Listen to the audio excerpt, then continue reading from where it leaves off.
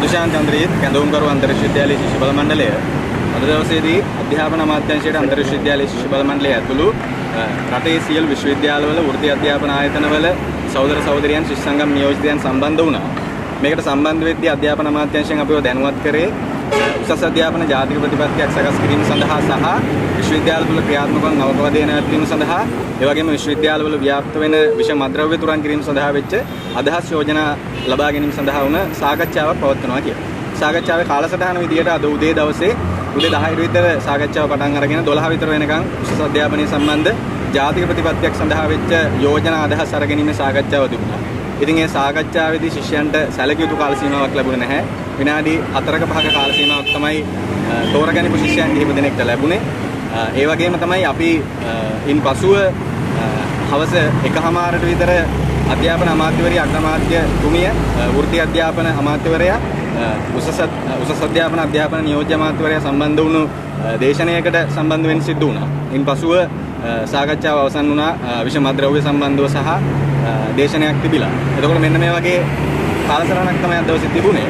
හැබැයි අපි හිතනවා මේ සාකච්ඡාව උසස් අධ්‍යාපනය සම්බන්ධ ජාතික ප්‍රතිපත්තියක් හදද්දී ප්‍රමාණවත් සාකච්ඡාවක් නොවන වගේ. මොකද උසස් අධ්‍යාපනය සම්බන්ධව ජාතික ප්‍රතිපත්තියක් සඳහා වන අදහස් යෝජනා පැය දෙකක කාලයකින් අරගෙන ඉවර කරන්න බෑ. ඒක අවුරුද්දකමාරක කාලයක් වුවත් යා යුතු සංවාදයක්. ඒ නිසා අපි මුලින්ම යෝජනා කරපු එක තමයි මේ සංවාදය අඛණ්ඩව ඉදිරියට යන්න ඕනි කියලා.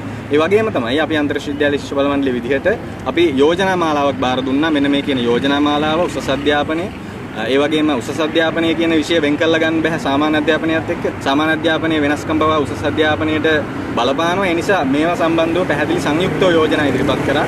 මේවා ඇතුලේ අපි මූලිකවම ඉදිරිපත් කරන එකක් තමයි මේ අධ්‍යාපනය කියන එකේ අරමුණ මොකක්ද? අධ්‍යාපනය කියන එකේ පැහැදිලි අරමුණක් තියෙන්න ඕනේ. හැබැයි මේ රටේ අධ්‍යාපනයේ අරමුණ බරපතල විදිහට විකෘති වෙමින් යන්නේ වෙළඳපොළ අවශ්‍යතාවයට අධ්‍යාපනය සකස් වෙමින් යන්නේ.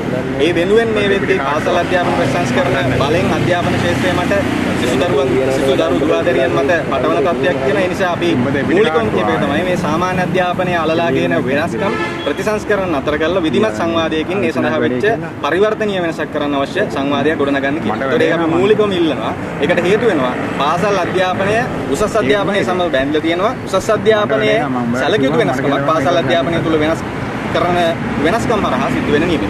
ඒ වගේම තමයි අපි ඉදිරිපත් කරනවා අධ්‍යාපනයේ මූලික මිනිස් අයිතිවාසිකම් බවට පත් කරන්න ඕන ආණ්ඩුක්‍රම ව්‍යවස්ථාවේ මූලික අයිතිවාසිකම් පරිච්ඡේදයට අධ්‍යාපනය අතුරු කරන්න ඕන. ඒ වගේම තමයි දැනට ලංකාවේ අධ්‍යාපනයේ තියෙන මූලික ගැටලු විසඳන්න මේ ජාතික උසස් අධ්‍යාපන ප්‍රතිපත්තියෙන් යෝජනා වැඩපිළිවෙලක් සකස් වෙන්න ඕන. ඒකේ අපි මූලිකවම හඳුනගන්න ගැටලු තමයි මේ වෙලාවේ ලංකාවේ අධ්‍යාපනයේ වෙළඳ පොළ ඉලක්ක කරගෙන තියෙන්නේ. ඒ නිසා මේකට නිශ්චිත ගැටලුවක් මේකට උත්තරයක් හම්බ වෙන්න ඕනේ. අධ්‍යාපනයේ මුළු වගකීමෙන් මේ මොහොතේදී රජය ඉවත් කරනවා. ක්‍රමානුකූල විවිධ ආර්ථික ආරම්භ වීමත් එක්ක අධ්‍යාපනයේ මුළු වගකීම රජයේ නිදහස් වෙන ස්වභාවයක් තිබ්බා.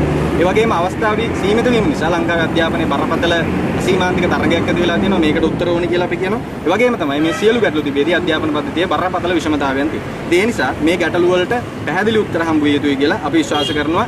ඒ වෙනුවෙන් වෙච්ච යෝජනා මාලාවක් බාර දුන්නා. ඒ වගේම තමයි තවත් දීර්ඝ වශයෙන් යෝජනා ඉදිරිපත් කරා. ඒ අතරේ අපි ඉදිරිපත් කරා මේ මොහොතේදී කඩිනමින් විශ්වවිද්‍යාලවල උසස් අධ්‍යාපන ආයතනවල වෘත්ති අධ්‍යාපනවල තියෙන කඩිනමින් විසඳන්න ඕන ගැටලු අපි මේ පාර අයවැයට ඉදිරිපත් කළා.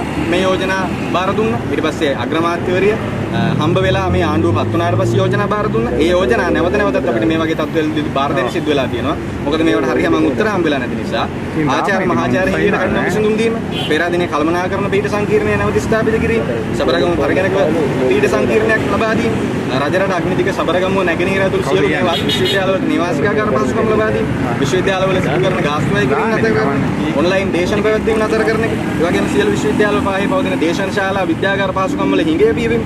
එතකොට මෙන්න මේ වගේ ගැටලු විසඳන්න කියලා කඩිනම් යෝජනා මාලාවකුත් බාර දීලා තියෙනවා. ඉතින් ඒ නිසා අපි හිතනවා අද දවසේ පැවතිච්ච සාකච්ඡාවෙන් මේ සංවාදය නතර විය යුතු නැහැ. මේක අඛණ්ඩව ඉදිරියට යා යුතුයි.